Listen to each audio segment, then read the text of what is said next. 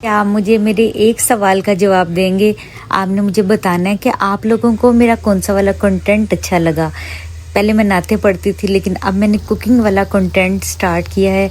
आप लोगों को दोनों में से कौन सा अच्छा लगा, तो मैं आप लोगों का इंतज़ार करूँगी।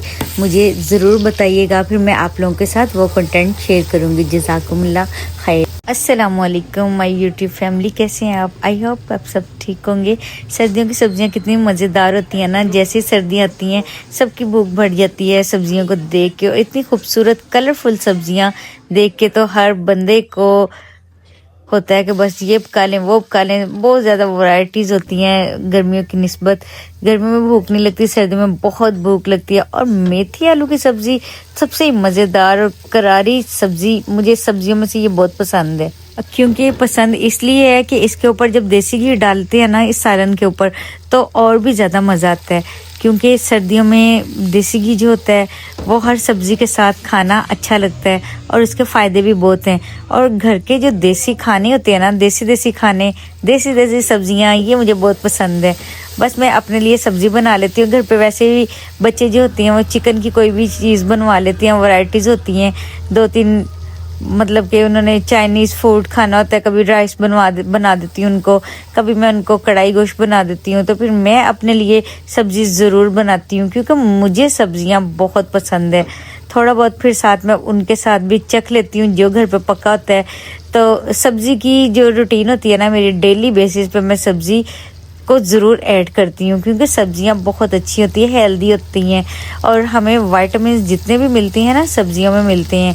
तो जब भी मेथी आलू की सब्ज़ी बनाएं ना, तो आप दही ज़रूर ऐड किया करें।